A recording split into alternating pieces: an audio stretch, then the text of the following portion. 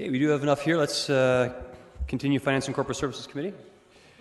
There are 3 consent items. Can I get a mover for the consent items? Moved by Councillor Ioannidis. Councillor Gazzola, you want to pull one of them out? I have questions on 2 of the 3. On which? On the first and the third one. Items 2 and 4. Items 2 and 4, okay. I need a motion to take those out, so we'll take a vote. Those in favor of taking those out? That's carried. Councillor Gazzola, question. I'm just curious, reading the report that the region, this is a regional project. This is part of a regional project, and if the region is postponing that bridge and road around Hidden Valley till 2025, why are we going ahead with it now?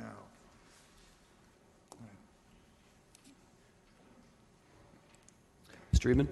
Through the chair, without being able to do this project, we would not be able to allow development to happen in that area, so there'd be a development freeze until after that sewer is built. Okay, we've had a development freeze for some time, and is that totally a bad thing?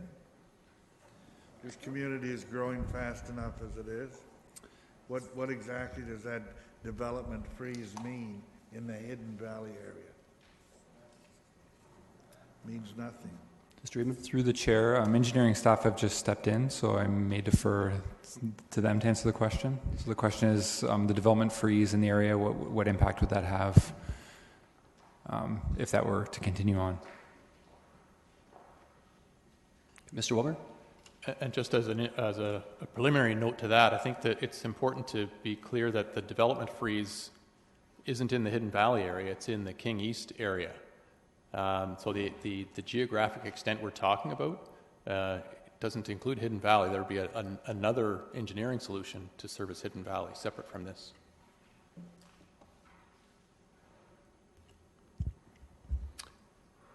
Okay. Engineering. Oh. I'd still like to know what the impact of that is. And okay, thank you. Ms. Cooper? So through the chair, the development freeze, if we don't move ahead with this purchase order, it would be another year. So it would be fall to late 2018. We would lift the development freeze instead of winter of 2017. Well, before you came, I originally asked if the region is not going ahead with their work until 2025, why are we moving so far ahead of them? And why aren't we working in conjunction with the region when the region do the job? Through the chair, that was the original plan to proceed ahead with the region, but then the River Road EA got deferred. Now it just recently got approved, so their plans got pushed back quite a bit. So they're about 2022 would be the earliest construction that we would see out there, and then ending 2025. So staff just don't want to hold the development freeze for another 8 years in that area. We've had about 70 development applications to date that we've deferred already in this Freeport catchment area.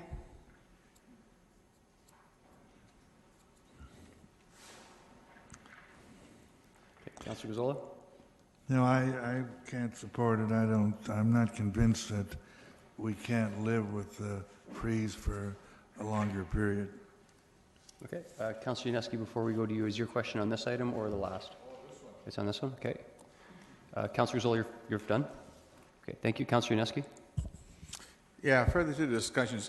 Back 40 years ago, I worked on the development freeze for the Freeport drainage shed as well, first time it came around. Anyways, I didn't hear the answer in terms of how many applications. You say 7? 70. Oh, 70? Yeah. That includes a whole bunch of small ones, basically. What's the biggest application that's being held up in terms of land? Because when I look at the whole picture, that whole area is all developed, except for a little infilling here or there, and I can't understand where your 70 applications.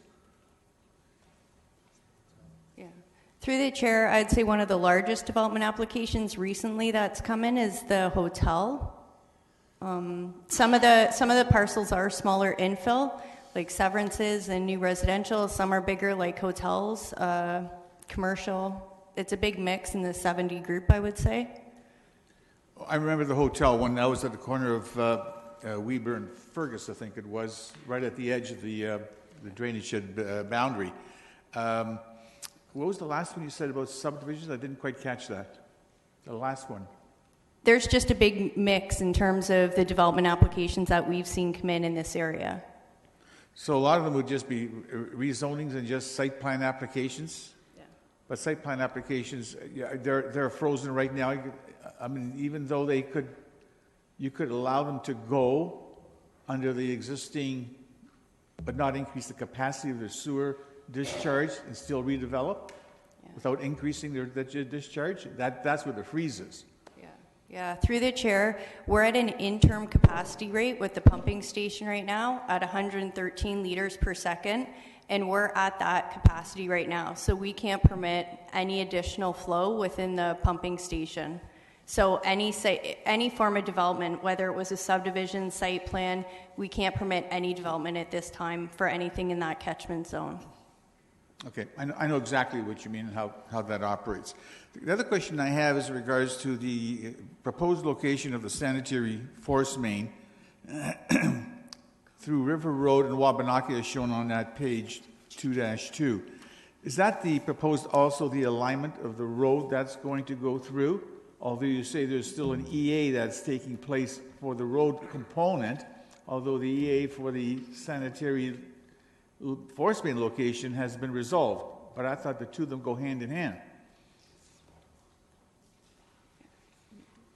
Through the chair, the EA just got approved, so the alignment more or less is the River Road alignment is more or less what you see, but our force mains will be through the River Road alignment. So basically the road, that network that you're saying is here, that's where the pipes will be underground, more or less. Mr. Gross?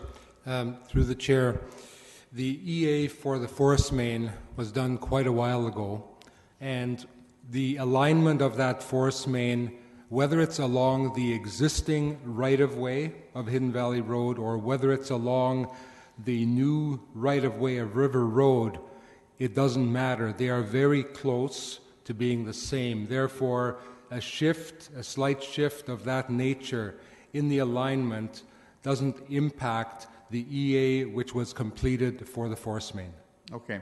And I appreciate it because I know how the force main system works. So my question then, the next question would be, is if everything fell into place nicely and the region was proceeding next year, let's just assume that, who would cover the cost of the installation of the force main? Through the chair, we would cost share with the region. So we would pay our portion of the force main and the road reconstruction.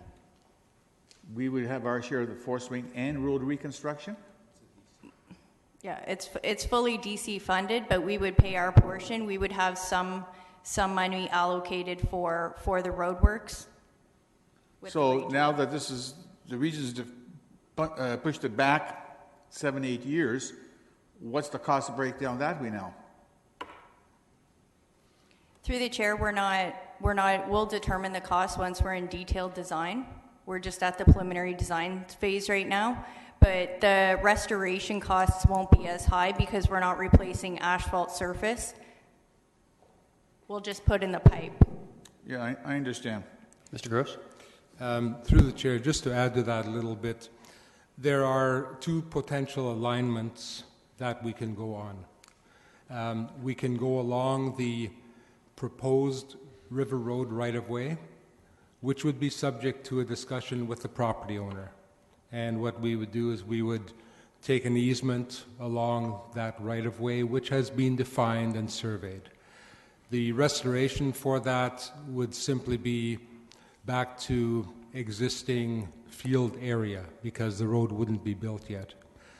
If that's not the case, then what we would do is we would go along the existing road right-of-way in a location that we would discuss with the region. If it's in the roadway, then there would be road restoration involved, which would make it somewhat more expensive. But the entire project, the force main, is a development charge cost. Okay, I appreciate that. So, Okay, Councillor Yaneski, your time has expired. Do you have further questions? okay, well, I may have for Okay. somebody else then. Councillor Fernandez on this item? Councillor Fernandez. When was the EA done for the force main? And I apologize if that question's already been asked because I wasn't here. November 2010. November 2010, so 6 years ago. All right. But the EA, the full EA and all of the work around the River Road extension, I mean, some of it has been done, but there's still a lot to be done as yet. Is that not correct? Through the chair, the EA for River Road just was approved. Okay. So help me understand why we wouldn't be doing this in tandem with the region when they start building the River Road extension and minimize the cost that would be occurring. I mean, they're going to have to do all kinds of grading and all kinds of work, protection and mitigation related to Hidden Valley. Why wouldn't we be doing that? Through the chair, the main objective is to lift the development freeze in this area. We would save some cost by moving ahead now because a restoration hopefully is not of asphalt. It would be for the grass that's there currently. So essentially, they were doing this to appease the development industry and not necessarily to protect a specific area that is important, like Hidden Valley, but to appease the development Okay, industry. that was not the response, Councillor Fernandez. I'm Mr. Gross? asking the question. Through the chair, there are two reasons for doing the work now. The first reason is, in fact, to allow the Freeport development freeze to be lifted, which will then bring in revenue, development charge revenue, to the city for that fund. The second reason is that the existing force mains that currently service, that come from the Freeport sewage pumping station, are not in good shape. If you recall, we had 2 leaks and we had 2 near, I would say, environmentally significant spills, potentially into the Grand River. We caught the sewage before it reached the river, but those existing force mains are in very poor shape and they can break at any given time. Our objective is to get rid of those 2 force mains just as quickly as we can. Okay, but help me understand that we've just done significant work around the Freeport pumping station. Was that one spill not related to the work that was happening there? Mr. Gross? Through the chair, the spill was related to a break in the pipe, not the work at the pump station. The work at the pumping station, what that did was increase the capacity, and it also increased somewhat the response time to allow our staff to get to that station if something went wrong. Now, the response time is still very tight. It's a tight site. However, the breaks in the force main, one, you are correct, was attributed to the work around the site. It was due to truck traffic, but the other one was further up, and it was not. It was simply a weakness in the pipe. Okay, but we've done some proactive work around the possibility of another spill by making sure that we have some opportunity for standby time, which we didn't have before. Through the chair, if a force main breaks, you're only going to know it when the sewage comes up on the surface. You're not going to know it otherwise. And once that happens, then it becomes a real rush, because then it finds its way downstream. You don't know that the force main is leaking until you see the water. Okay, I understand that. But we already know that development doesn't pay for itself. So you're saying that this is going to be funded out of development charges, yet we know that this is going to be added up operational costs. Mr. Wilmer? Through the chair, a couple of things. I think one, with reference to the development industry, I don't think that's really what we're talking about here. We're talking about 70 applications to develop from property owners. People who own property, who have zoning, who want to build an addition or who want to build a more intensive development than they have now. And while the zoning may permit it, they can't get site plan approval because there isn't capacity in the system. We've expanded the pumping station, we've built part of the force main, but we still haven't built to an outlet yet. So I think that's part of the issue. I guess in respect to the other aspect of it, it's being funded by development charges because the revenue from it is all coming from charges we collect at the building permit stage. It's not accurate to say development doesn't pay for itself. It's generally accepted to say that greenfield development doesn't pay for itself. But this is all infill. This is redevelopment or intensification on developed lands, which typically is regarded as more than paying for itself. This is going to generate additional assessment in areas that already have municipal services. Okay, thanks for that clarification. I'll allow other questions. Councillor Yaneski? Yeah, cost implications. When I'm looking at the third page of the report, it talks that the MTE purchase order was for $542,000 plus HST, and of the second phase of the design, that included $20,000 within the 542. Is that correct? Can't hear you. Ms. Cooper, the answer is yes. Yep. Okay. Now, what you need here is another $346,000 and change to do the balance of the second phase, design work, et cetera, et cetera. If the region came along and, back to my earlier question, was moving forward at this time, would this cost be required, or would that be included already within the design of the entire regional project? Through the chair, if we combine the project with the region, we would still incur this cost in with the region. It would just be under their consultant instead of our own. But MTE is the consultant right now who did the first phase and part of the second. So you're saying it could be a different tender? Or are we just assuming MTE will continue on with this? Through the chair, the region's consultant is MMM, so MMM would be the one responsible for carrying the project forward if we waited to combine with the region.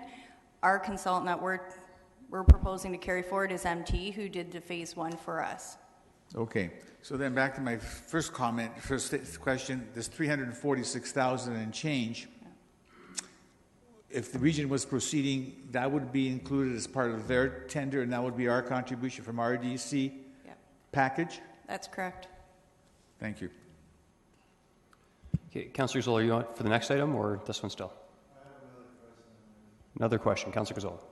Now, I would like to have known what the cost that we might have saved had we done this in conjunction with the regional project, how that compares as to what additional revenue that we're able to bring in by going forward out of order and in advance. I mean, how do the two compare?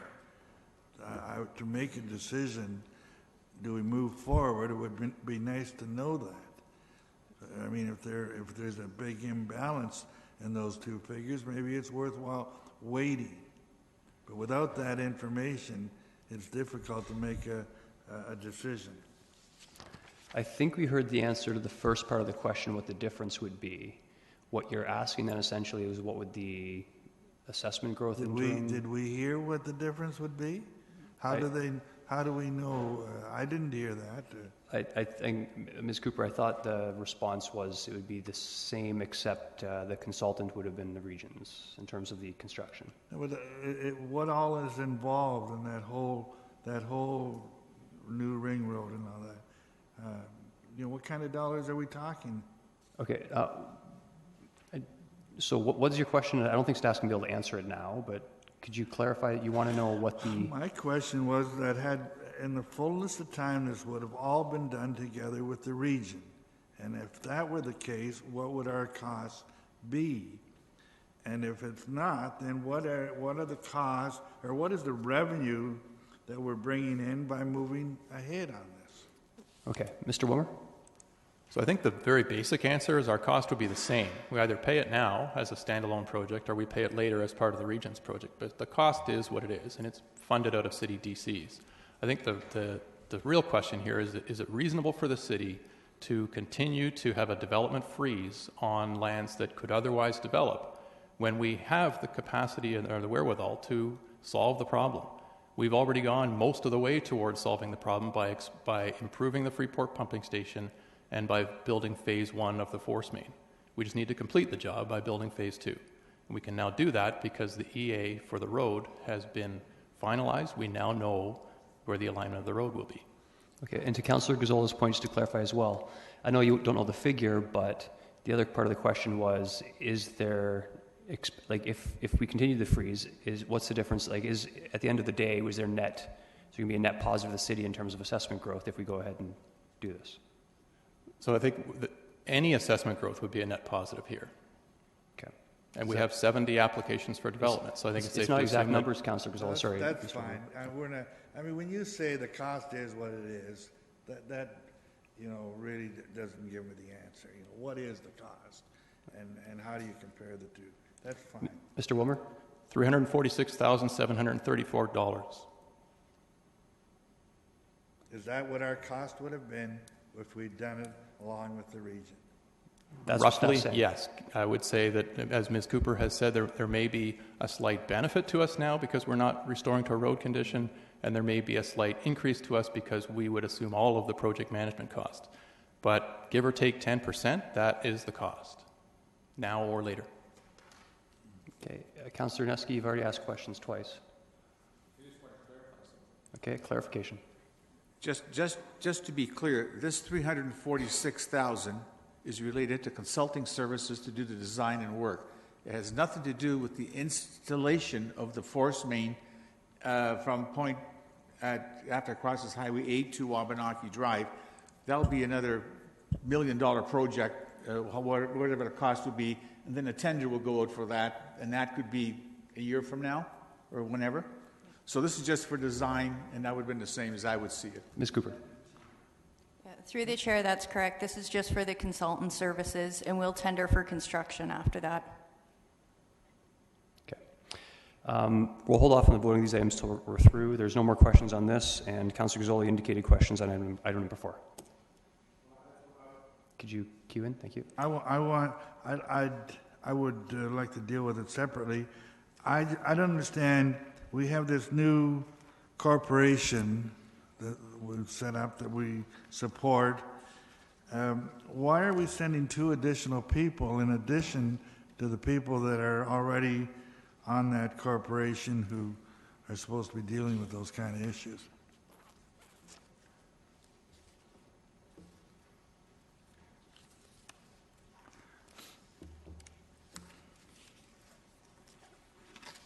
Mr. Bennett?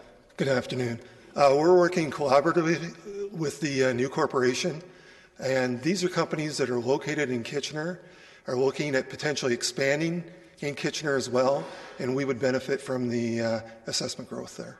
Yeah, but why can't this corporation that we support, why can't they be handling those types of questions or recommendations or marketing? We have a corporation that we've set up at a substantial cost doing that. So why do we have to send 2 extra people? How many people are going from the WREDC? 2 people are attending. 2 people already, and that so we're going to double up on that. What is the value of the WREDC? The mayors are attending this time because mayors are held in very high regard in Germany and are viewed as key with respect to decisions that are made around investments abroad, overseas, in Kitchener and Waterloo region.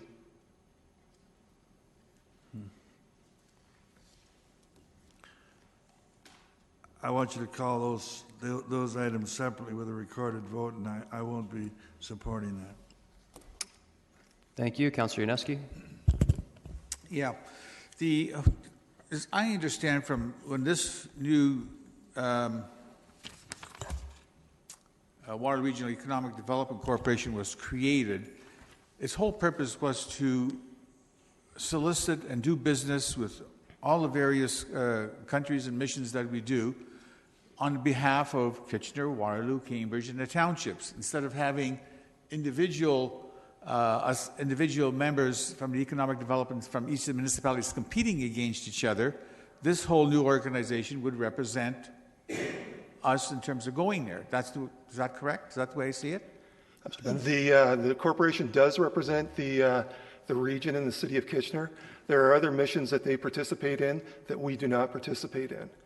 We're going on this one because of the large number of German companies that we have that are located within Kitchener and within the region. Now, the people going on from the region, there's 2 staff people, is that correct? 2 people from the corporation. From the corporation, that's what I meant as opposed to the region. They will be going and promoting our area in Kitchener as well, is that correct? That's correct. Okay, so your role there is duplication? Or My reinforcement? My role is going there to encourage investment by companies that have indicated they are considering investing in Kitchener. So are there other people in your status from Waterloo and Cambridge going as well, from the townships, so maybe they get them to go to Waterloo? They are visiting Waterloo and Cambridge both have a representative attending, as well as their respective mayors. And they will be visiting Waterloo companies, and the Cambridge representatives will be visiting Cambridge companies. Okay. Thank you. Mayor Verbenovich. Thank you. And I was just going to speak to this issue because it is an important one. And I think Council is well aware of the important role that economic development and job creation, in fact, plays within our community and within our region. And in fact, on any surveys that have been done, both provincially and federally, these issues, and they're issues that involve all 3 orders of government, are at the forefront of priorities for our residents. I think when we look at the new Economic Development Corporation, they're quite active in various areas. I mean, as an example, there will be the executive director of Red Sea will be conducting a follow-up mission to the April one that the mayors did in California.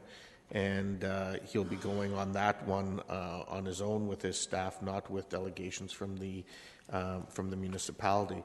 But we know, based on past experience and the activities of other municipalities across Ontario, the important role of making sure that we continue to have a strong presence if we want to be able to continue to attract and retain and grow businesses.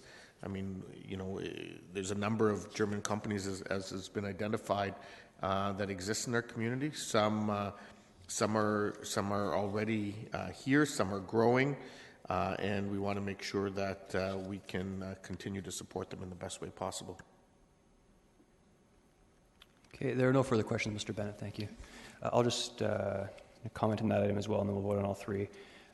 This is a very small investment that has the potential. Like, this is a situation where we can either do something properly or we can potentially blow an opportunity. And I think Mr. Bennett has a very good specific knowledge of the businesses within the City of Kitchener that operates cooperatively with the Regional Economic Development Corporation. And I think it's important that he goes to represent our interests in tandem with the regions. So I will support this. Items, we'll just take the items individually. Item number 2, those in favor? Opposed? That carries. Item number 3, those in favor? Sorry? On number 3, okay. Sorry, number 3 is the traffic calming. You mean number 4? Okay. So the traffic calming item number 3, those in favor? And that carries unanimously. And item number 4, recorded vote, please.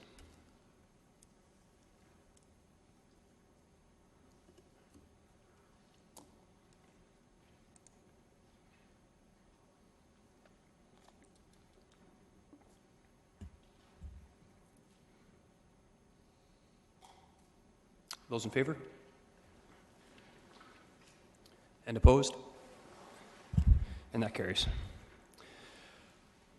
Okay, that took a little while longer than consent items should, but we'll move on to discussion item number 5, the Integrity Commissioner. There is no staff presentation for this item, so questions?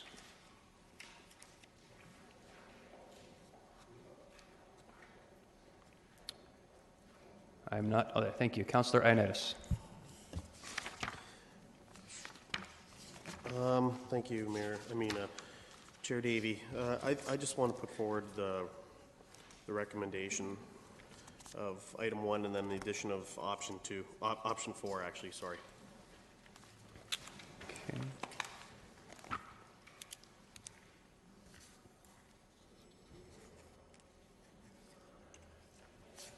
Okay, Councillor Singh.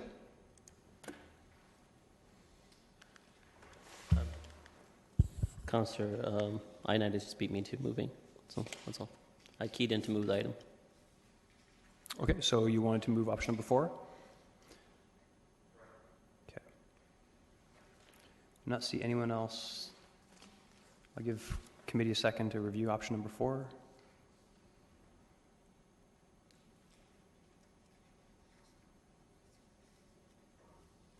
Okay, there are some people queuing in now. Councillor Fernandez? Yeah, because I was going to go with option 3, and when I read the report, it said it talked about option 3 as part of option 4. Is that it's yeah? I'm seeing a head shake the wrong way. Sorry, I need to digest that because I hadn't thought about that as an option. All right, I'll just come back.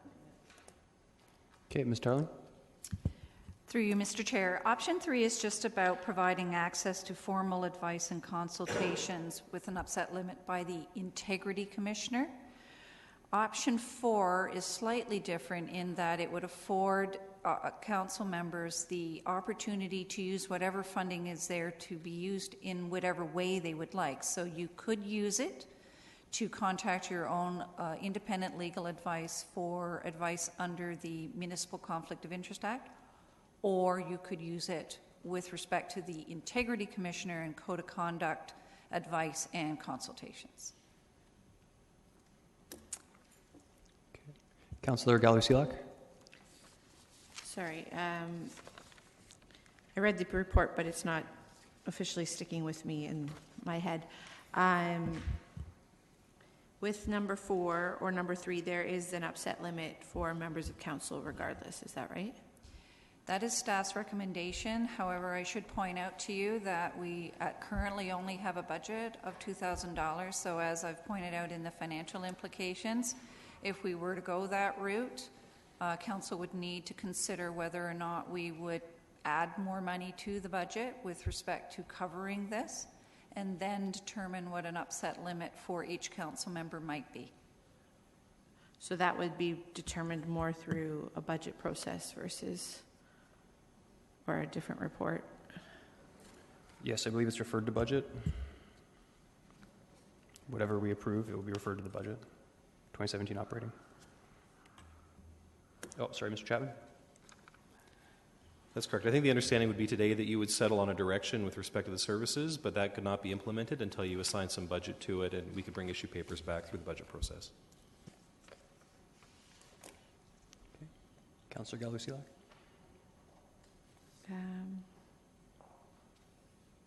Yeah, that's all my questions, all the comments. Sure. Councillor Fernandez?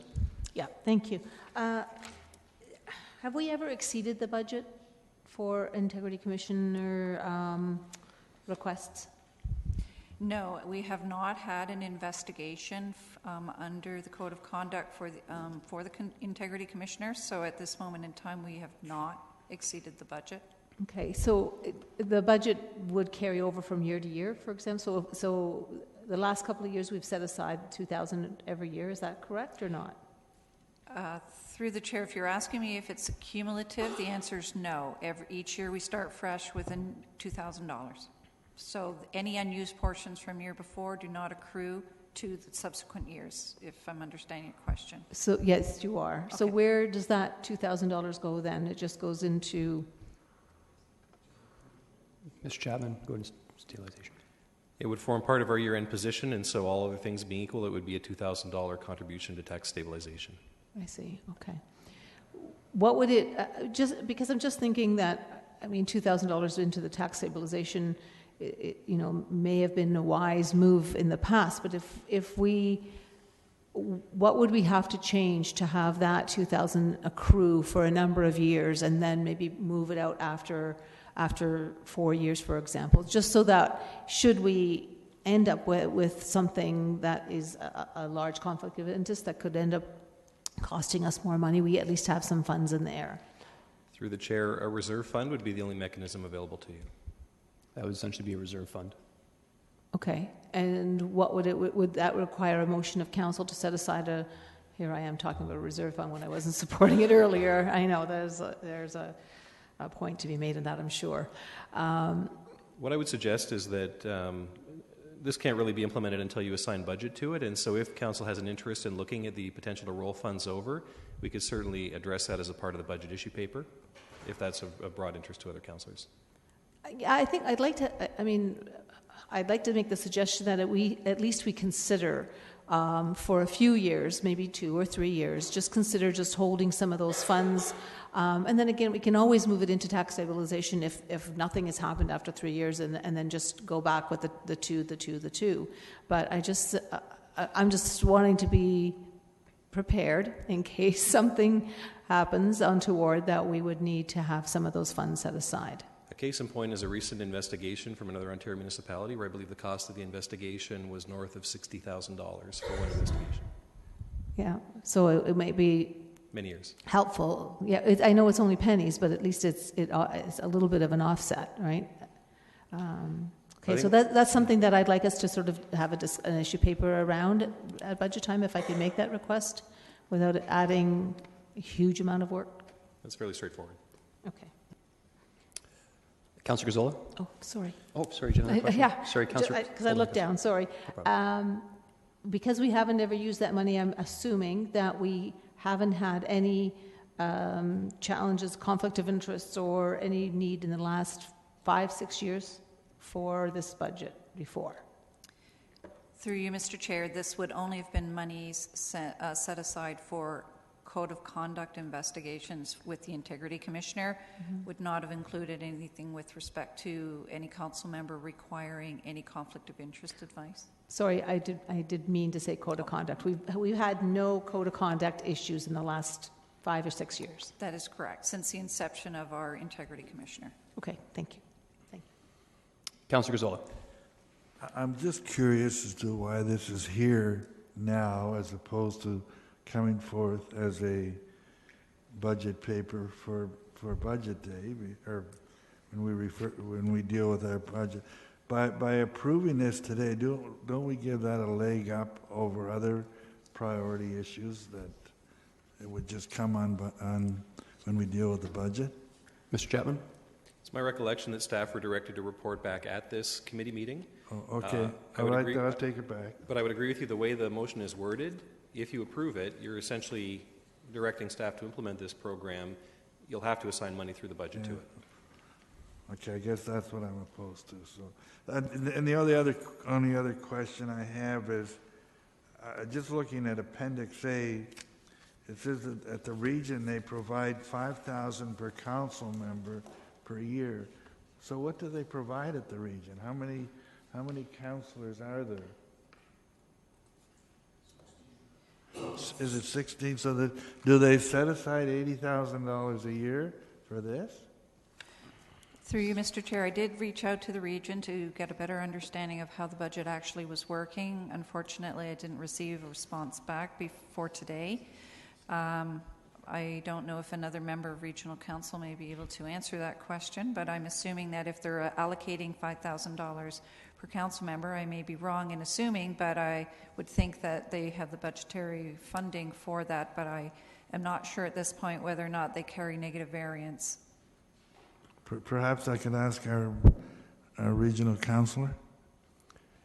Mayor Verbenovich, are you aware of the I am aware details? of that it's available to us. I'm not aware of what the budget amount is, if any, or if it's dealt with as a budget overage.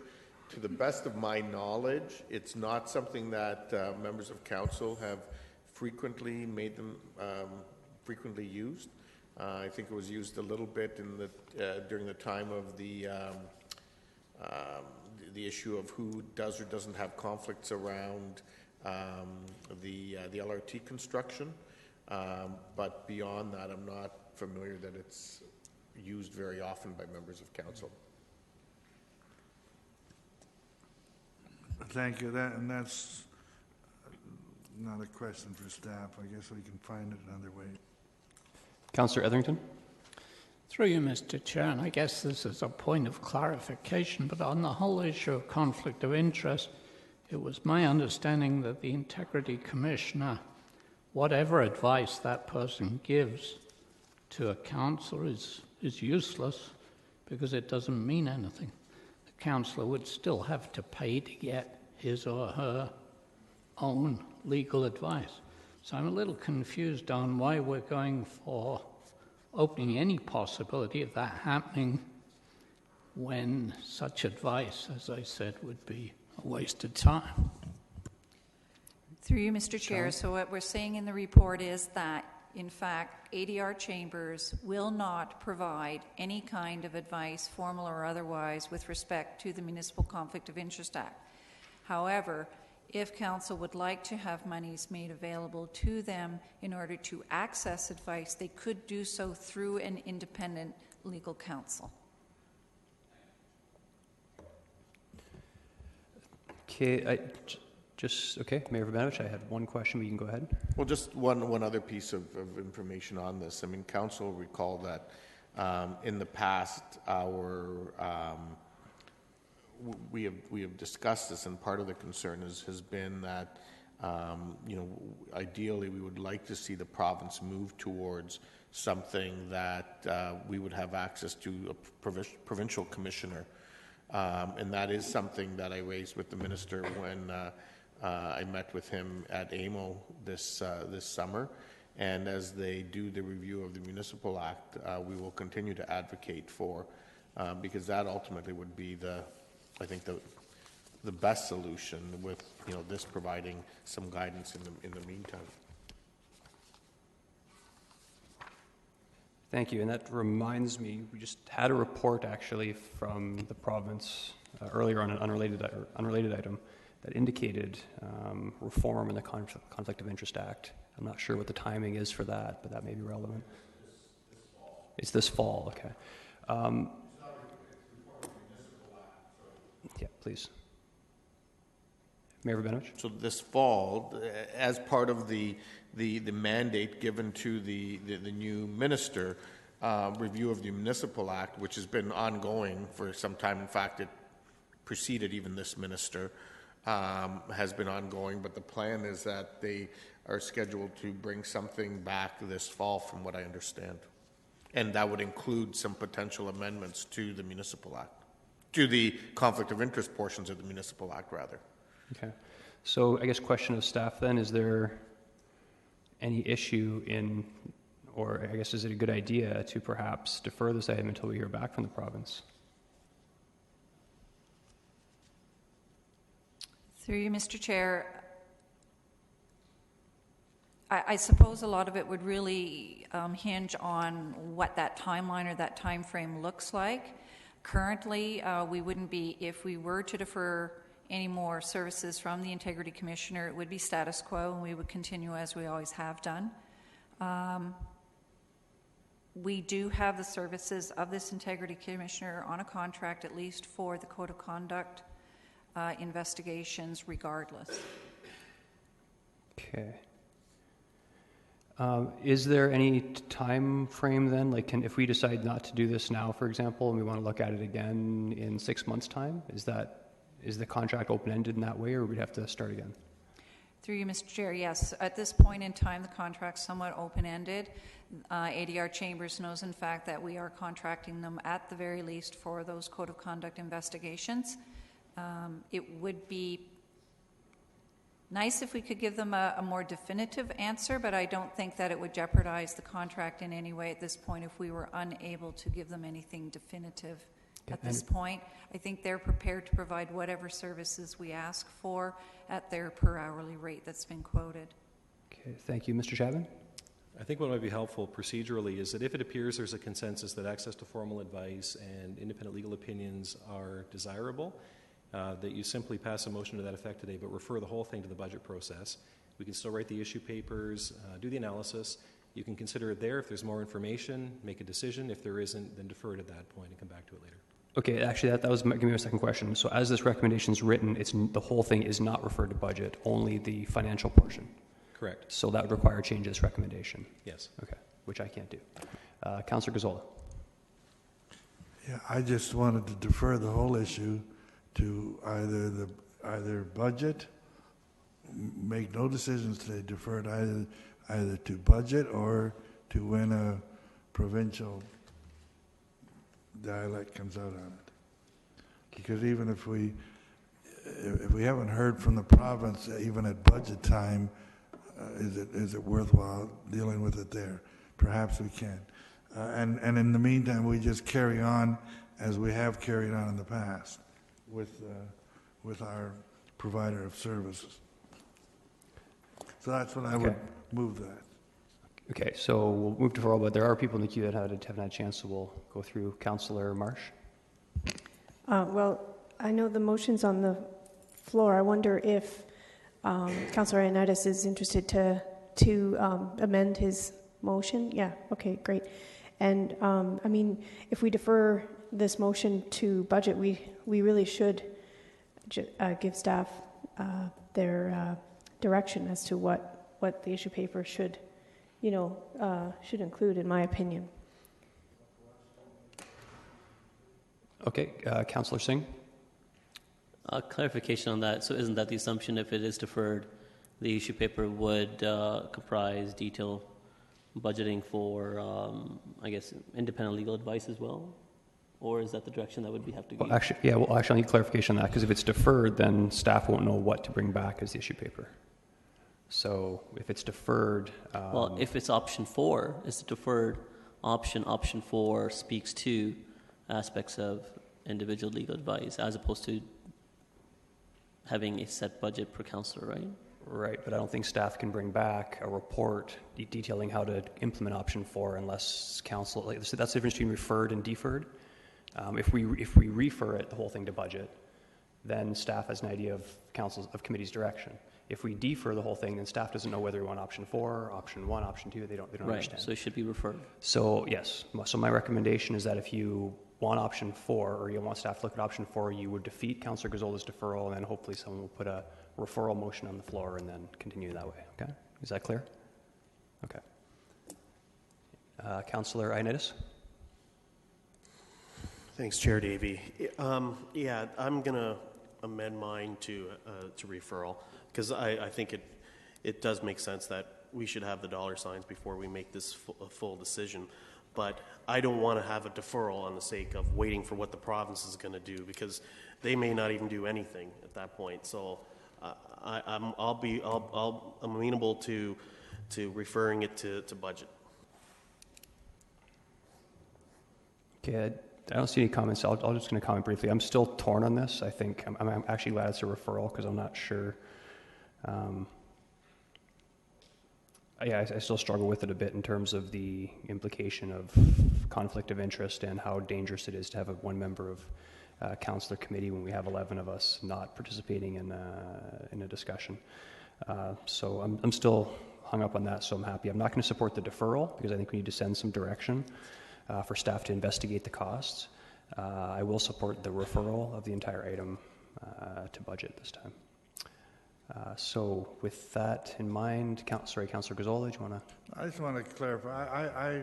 I fully want a deferral. I don't want to make any decision on it today outside of the budget process. Right. I mean, that doesn't mean that when they're doing their budget papers, as they do, that they don't bring forward all of the different options and costs. And that can be, they can do that as they do with all of the information that they bring forward on budget papers. So my deferral is, we shouldn't be dealing with it today, leave it to budget day.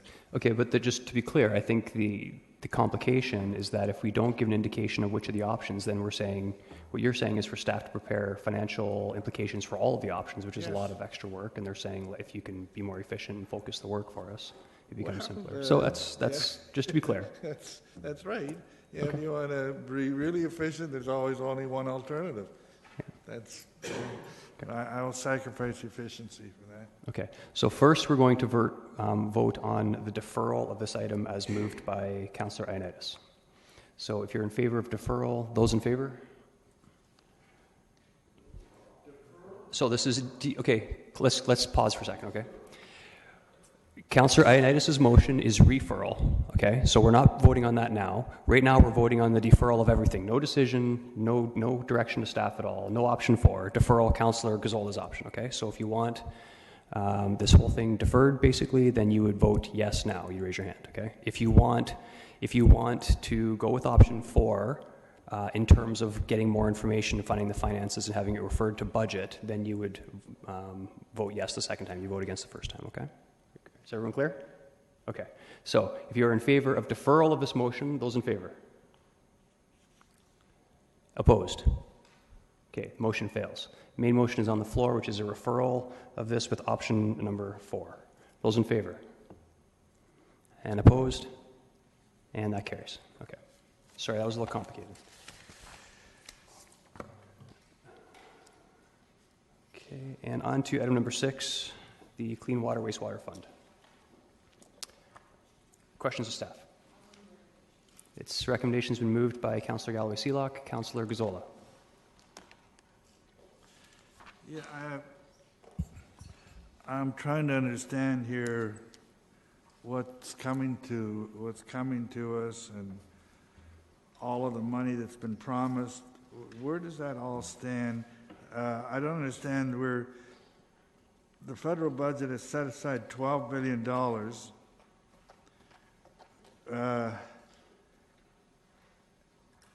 When is there not a commitment that that's going to be in place? I'm sorry, they proposed $12 billion. Is that for the next 5 years or is that annually? Mr. Haggie. Through the chair, I'll apologize for my voice. You can tell I have school-age kids. The $12 billion is for the next 5 years. It is not annually. That's the commitment that they've made over a 5-year span. Okay, that's a 5-year commitment, but they're talking about $120 billion. Does that mean the following 5 years is going to be $108 billion? Oh, sorry, I did misspeak. It's $12 billion each year for the next 5 years, 120 over the next 10. Okay, so what we're getting is the four. What we're getting 3.6 million. Correct.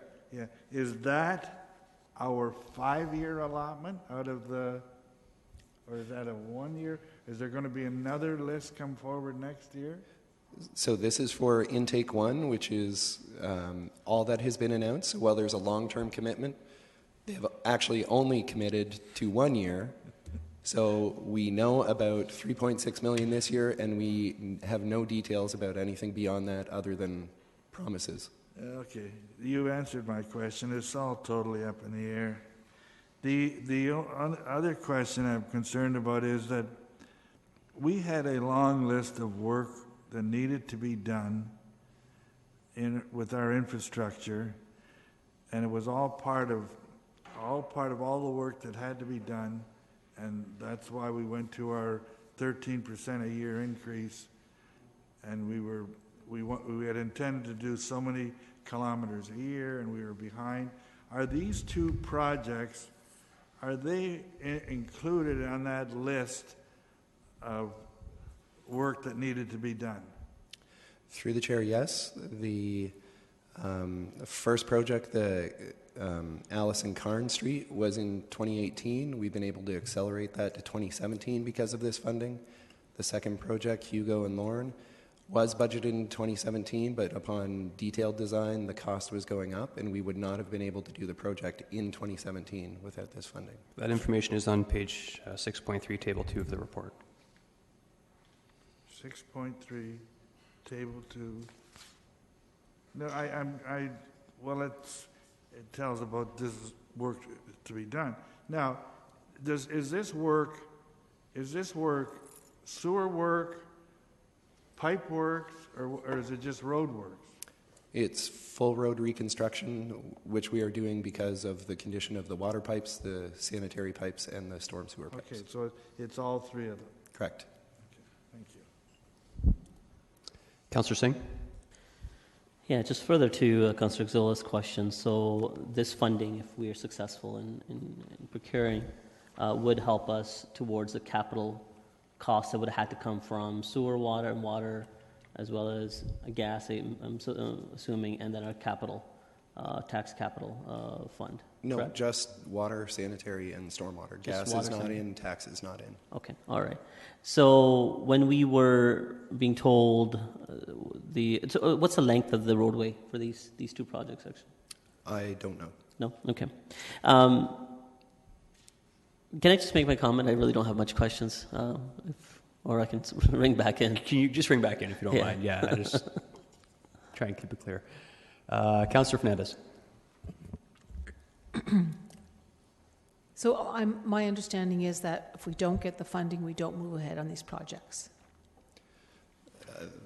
That's my understanding as well, although we have a letter from the federal government telling us that we have been apportioned $3.6 million.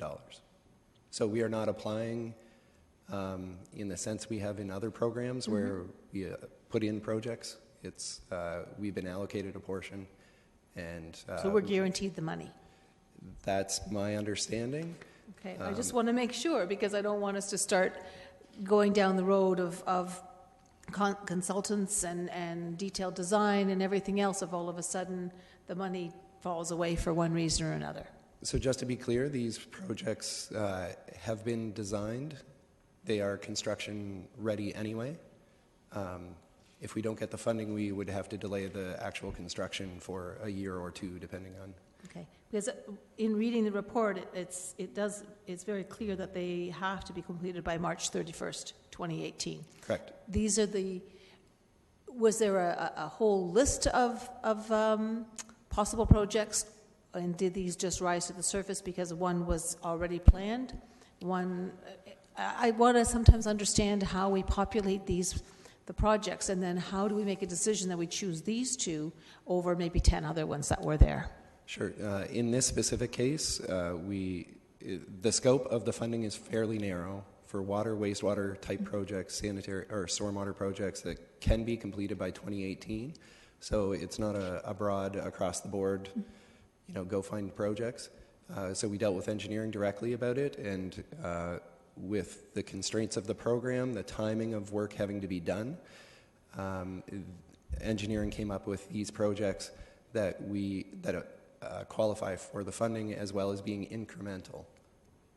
Right, and then I saw that in the report. So essentially, we will be keeping in our capital projects fund $3.6 million that we wouldn't be spending. No, we're putting in $1.2 million. The other portions are putting in $3.6 million, which we would not have otherwise. But they're still already in the capital forecast, right? Oh, over the 10 years? Yes. That funding, I wasn't clear.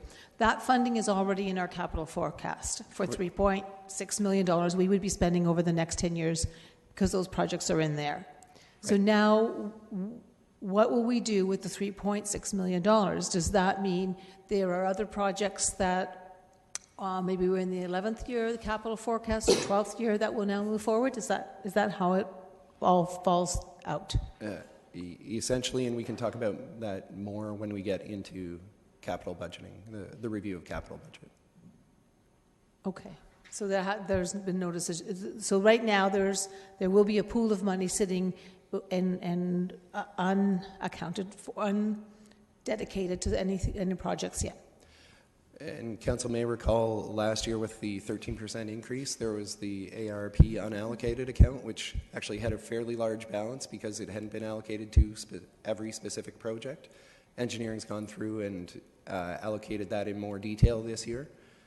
So Council will see that change already for the 2017 capital budget. Okay. Mr. Chapman? Just to put a finer point on that, my understanding is that line of discussion is true for Alice and Karn, but in the case of Hugo and Lauren, we're funding a new cost that was not previously in the capital forecast because that's dealing with a construction estimate that's higher than what's allowed for in the budget. Correct. A portion of that would be in the budget last year. So we had planned to do that project in 2017, but not at $4.4 million. It was assumed to be less, and there's been a cost escalation. Do we have an understanding of what that less was? I don't with me today. Okay. Would it be possible to have that information for Council? Yep. Okay, thanks. Thank you. Councillor Yaneski. In your report at the end, financial implications, there's a sentence that you make reference to that work must be incremental. Could you explain what that phrase means? Sure. There's definitions in the program that essentially says the project would not have been done in the time frame it was if the funding was not available. So that could be a new project that wasn't planned. It could be an existing project that the prices have gone up with, something that was planned for 2 or 3 years out that is being accelerated. That's the definition generally of what the federal government gives us. I thought that it dealt something more with the funding in terms of being incremental, in terms of the amount of money that you receive over a period of time, which is the 10-year period. Right. No, in this case, it's specifically, would you have done that work in the window if you did not get this funding? Okay, gotcha. Thank you. Councillor Gazzola? I'm basically ready for comments. Okay, sorry, could you cue back in? Mayor Vrbanovich, are you comment or question? Clarification on the programs. Okay, go ahead. Yeah, so I just wanted to add in terms of these programs, as we've been advocating with the federal government on them, we've been trying to say as much as possible, remove as many of the programs that you can from an application-based program to giving us specific allocated funding so that we can do a better job of planning. So people will recall that in the 2016-17 budget, the federal government committed to the first 2 years of their new infrastructure program, and the allocation of funding that we're getting as part of that applies to those first 2 years while they develop the full program as it relates to clean water and wastewater for that portion of the overall $20 billion. So there was $20 billion in water, wastewater, and green infrastructure, $20 billion in social infrastructure, and $20 billion in transit. In the case of transit, the region's getting their share based on ridership in the first 2 years, and in the future, we're hoping there'll be a component for growing transit systems like ours over and above that per rider basis. And on the social infrastructure and affordable housing in particular, we're not sure how those dollars will be allocated, and that was part of what we were advocating for last Friday in Toronto with Minister Duclos and others. Okay, thank you. All of my questions have been answered, so we will get into comments. Councillor Singh. Yeah, thank you. I'm glad that we have this opportunity. So very much would be supportive, regardless of, if we didn't get the funding, we would have to have those projects done. Sure, they might be pushed off, but those would be costs that we would have to incur sooner or later. So if we have an opportunity to procure this extra monies available from other orders of government, I think we need to take every effort possible. But what I do want to take a moment to comment on, not to reopen old wounds, but this was a very thing that some of us strongly spoke on when we were looking at increasing our user rates to water and sanitation when it was related to the Accelerated Infrastructure Program.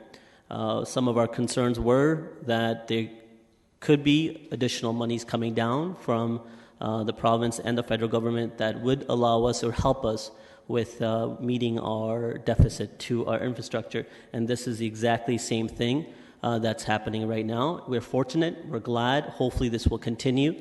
Hopefully there will be more monies available to this municipality, but I think that's why we need to ensure that we're not overly conservative in our approach in budgeting. We need to consider funding aspects from granting and from partnership programs such as this as part of the Accelerated Infrastructure Program, and not continue to put the excessive burden on our ratepayers. Even though it's necessary, I think there's no argument against not doing the necessary work to meet our commitment to ensuring safe water. But again, we can do it in a more sustainable way while trying to focus on available funding models such as this. Councillor Gazzola? Yes, there are a couple of things that I want to refer to in doing this, and I'm totally supportive of this recommendation. It's hard not to support it. I was hoping for more, but I trust that in the fullness of time that will come. But there is a thing here that we're going to have to find 1.2 million that we hadn't planned on spending. It's incremental.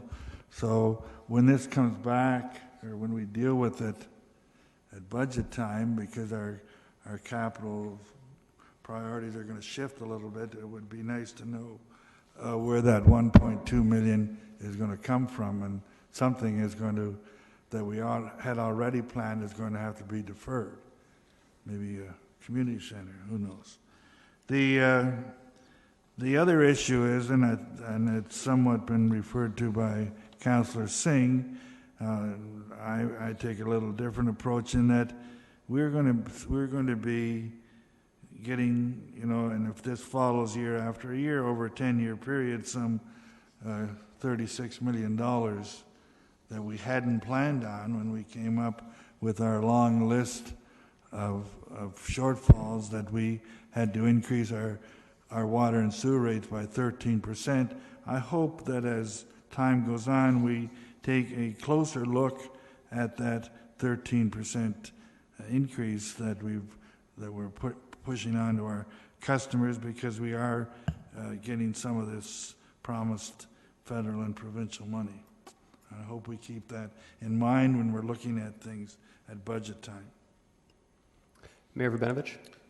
Thank you, and sorry that I need to interject on this issue, but I think one thing that we need to be extremely careful about is to start signaling or suggesting to the federal government that, in fact, we don't need these dollars, or that we're going to start using these dollars in order to minimize the degree of investment that we as a municipality need to make in this as a result of rates or other things.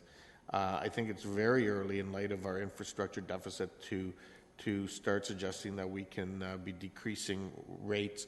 And I think as we continue to negotiate with the federal government around what the long-term programs should look like, the last thing we want to do is suggest that that may in fact be the case, because I think that'll be a very quick way to see the taps turned off. Thank you. I'll comment.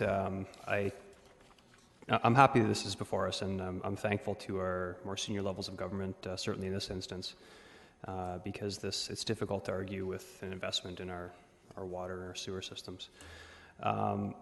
I also I can actually appreciate the fact that it's incremental, because if I was a senior level of government, with all of our with all of our fiduciary responsibility, there's still the potential for municipalities to, if they didn't have it incrementally, for municipalities to essentially do a project they were going to do anyway and then pocket the money or otherwise refund it to taxpayers or something like that, which is not the intention of this program. The intention of programs like this is to get us further ahead with their infrastructure, not to offset other levels of government. So I can actually appreciate it in a way and how they've structured it. And I'm also thankful in comparison to many other granting opportunities we have, two things. The first thing is that it's not a lottery. It's a set amount of funding that we can count on, that we can bank on, that we know we can implement. And the other item is that it's actually not, we've seen in the past where items weren't allowed to be in our forecast at all, which always frustrated me because that essentially forced us to do something that wasn't otherwise planned for. So being that these items just a couple years out or overages, it might be a bit of a boring expense from a political standpoint, but it's an absolutely responsible one, and I'm happy it's here. I do want to talk just very briefly on the issue of the water rates going forward. I would echo our mayor's comments in that the moment we start indicating that our water and sewer infrastructure is in dire need of repair is the moment that senior levels of government will stop trying to help us. So we must not ever send that signal out. And I get that rates are unsustainable in what we're looking at in the future, but it's one of those options, it's one of those situations where you either pay for it or you don't. So we will deal with that come budget time, but I just wanted to caution against that. With that, I will... actually, has Councillor Gallagher-Silax moved this? So those in favor? And that carries unanimously. And that concludes Finance and Corporate Services. I have two people in the queue. Councillor Fernandez? Yeah, I realize that the business plan status update is here for information, but I do have a couple of questions that are probably quickly asked, if I can have that opportunity. Okay, yes, so that requires a motion to take it out. So moved. I will caution that this is here. I'm going to support it, but I just want to caution that this is here as an update, and specific questions I think really should be offline because it covers the bulk of what the corporation does and could take up a whole day. So please, if we can keep comments, questions brief on this, I'd appreciate it. So the motion is moving this out of information. Those in favor? And that carries. Councillor Fernandez. Okay, so just quickly, there are a couple of items that are delayed. On page IF 1-4, Sustainable Development Feasibility Study has been delayed. I'll just put them out quickly so that the neighborhood strategy is delayed. I think those are two under Mr. May's jurisdiction. Hidden Valley land use, I do have a bit more detailed question, and I think that was all the questions I had. Okay, and sorry, your question is why are they delayed?